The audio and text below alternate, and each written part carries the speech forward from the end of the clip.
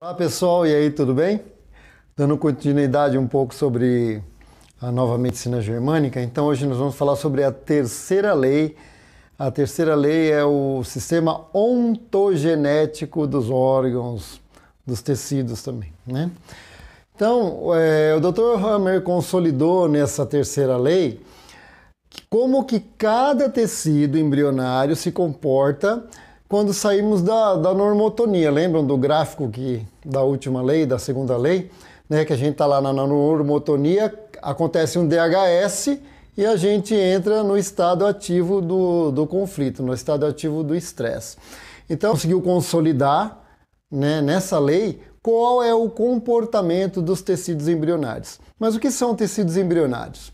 À medida que o embrião se forma, a partir das primeiras divisões celulares, são formados então os tecidos que vão dar origem a esses órgãos. Então nós temos o endoderma, o mesoderma e o ectoderma. Aqui a gente vai falar de uma maneira muito abrangente, muito superficial, porque o objetivo aqui não é aprofundar nesse assunto, mas dar um vislumbre, né, um pequeno conhecimento dessa ciência tão incrível e quem sabe tirar algumas pessoas que culpam tanto o meio externo sobre as suas doenças a ter um pouco mais de autorresponsabilidade sobre a sua própria saúde. O primeiro tecido embriológico, embrionário que a gente vai falar então, é aquele mais antigo, é aquele que forma a nossa cadeia de órgãos vitais. Então é o chamado endoderma. O endoderma é o primeiro tecido, então o primeiro folheto germinativo a ser formado. E é ele que dá origem a toda a nossa cadeia de órgãos vitais, como o nosso sistema digestório, respiratório, em alguns níveis, e o reprodutivo, tá? Esse tecido ele é chamado de tecido vital. E tudo que for percebido, lembram da percepção, é muito importante a gente ficar lembrando toda hora da questão da percepção. Tudo que for percebido como um conflito vital, que deu em risco a minha vida, ele vai ser percebido nesse tecido. Então, por exemplo, problemas gástricos, né? Eu não estou conseguindo engolir essa situação. Gástricos e intestinais, tá? No pulmão, por exemplo, eu tenho medo de morrer. E até lá, descendo um pouco mais para o sistema reprodutivo, eu acho que um dos conflitos que pode impactar ali eu não consigo dar continuidade ao meu clã, à minha família. O próximo tecido que a gente vai falar agora é o chamado mesoderma, é o tecido intermediário, só que o Dr. Hammer ele dividiu esse tecido em duas partes. E cada parte delas é controlada por uma parte do cérebro. Então, por exemplo, vamos começar com o mesoderma antigo, controlado pelo cerebelo, que também é uma porção mais antiga do nosso cérebro. E ele tem, é a partir dele que são formados os nossos tecidos de proteção, as nossas capas. Então é aí que está a pleura, o peritônio, o pericárdio, a nossa derme, que é a camada mais um pouco antes da epiderme, né, a derme, a parte de baixo da pele. E qual é a conotação do conflito desse tecido? É um conflito de atentado à integridade, seja ela física ou moral. Lembre-se que pode ser a percepção, né? O conflito pode ser tanto real como imaginário, figurativo, virtual, né?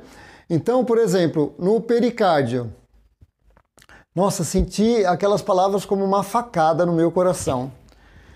Ou então, aqui na derme, lembra das acnes, né? Bem conhecidas acnes. Então, assim, aquele olhar de reprovação me penetrou como se fosse uma flecha.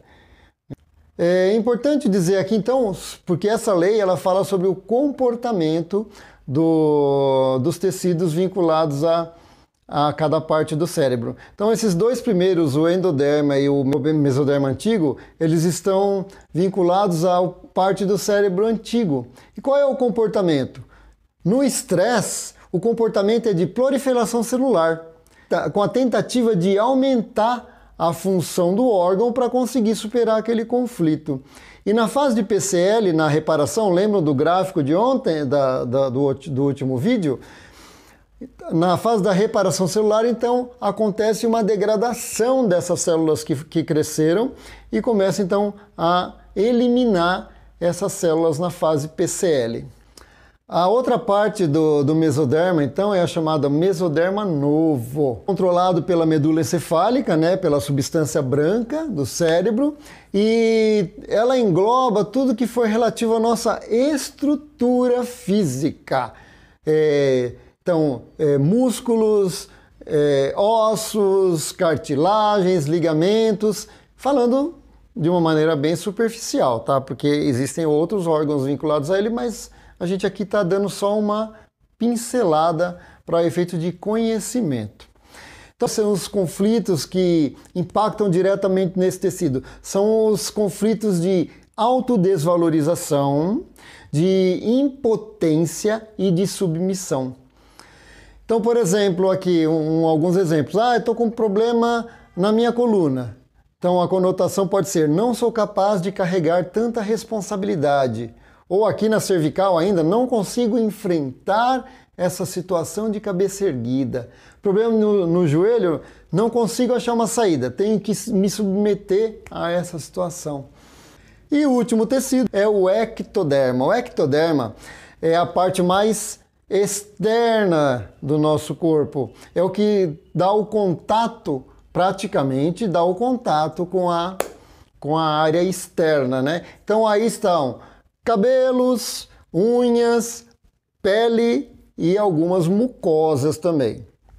A conotação desse tecido é sexual ou é de território, mas a maioria das vezes é um conflito de contato ou separação indesejada. Ou eu tive um contato que eu não queria, ou eu perdi um contato que eu gostava, que eu tinha. Então aí vão surgir, então, por exemplo, problemas de pele. Eu tive um contato indesejado, eu quero me livrar daquele contato, então começa a me dar uma coceira para eu poder arrancar aquelas células onde houve aquele contato. Ou uma queda de cabelo, eu tinha um contato, alguém fazia um cafuné aqui, perdi aquele contato, então começa a cair o cabelo cair para abrir espaço para retomar aquele contato. São exemplos superficiais, tá, gente? O comportamento, então, desses órgãos, desses tecidos do cérebro novo, são comportamentos ao contrário daquele do cérebro antigo.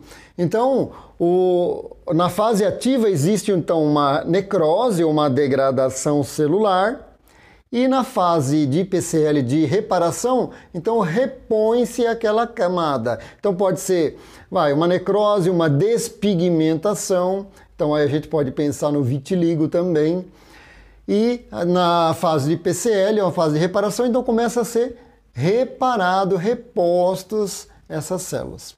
Se você está gostando, está sendo esclarecedor, manda esse vídeo para alguém, compartilha, curte aqui na página e mais para frente a gente vai falar sobre as outras duas leis biológicas, tá ok? Muito obrigado, um grande beijo e até a próxima.